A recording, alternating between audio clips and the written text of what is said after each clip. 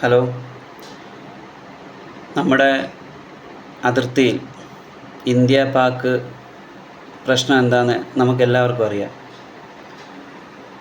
നമ്മുടെ പട്ടാളക്കാർ ഊണും ഉറക്കവും ഇല്ലാതെ നമ്മുടെ രാജ്യത്തിന് വേണ്ടി ഇപ്പം ശരിക്കും അവർ കഷ്ടപ്പെട്ടുകൊണ്ടിരിക്കുകയാണ്. ലീവിന് വന്നവർ പോലും ലീവ് ക്യാൻസലായി തിരിച്ചുപോയി. അവർ നമുക്ക് വേണ്ടി, നമ്മൾ സുഖമായിട്ട് ഉറങ്ങാൻ വേണ്ടി അവർ ഉറക്കമൊളിച്ചിരിക്കുകയാണ് നമ്മുടെ പട്ടാളക്കാർ. എനിക്കൊരു അപേക്ഷയുള്ളൂ, നമ്മളെല്ലാവരും അവർക്ക് വേണ്ടി പ്രാർത്ഥിക്കണം.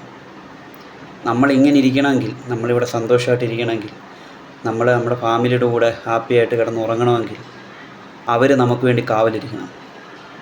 അതുകൊണ്ട് അവരുടെ കുടുംബത്തിന് വേണ്ടിയും അവരുടെ ആയുസ്സിന് വേണ്ടിയും ആരോഗ്യത്തിന് വേണ്ടിയും നമ്മൾ പ്രാർത്ഥിക്കണം. അതുപോലെ തന്നെ ഇതെല്ലാം കഴിയുമ്പോൾ, ഈ പ്രശ്നങ്ങളെല്ലാം കഴിയുമ്പോൾ, ഈ പട്ടാളക്കാരെ, പ്രത്യേകിച്ച് നമ്മുടെ മലയാളീസ് പുല്ല് വില കൽപ്പിക്കുന്നൊരു കാലമാണ്.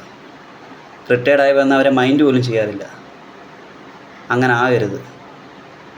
നമുക്ക് വേണ്ടി ജീവൻ പണയം വെച്ച് അതിർത്തിയിൽ പോരാടുന്നവരാണ് നമ്മുടെ ഓരോ പട്ടാളക്കാരും.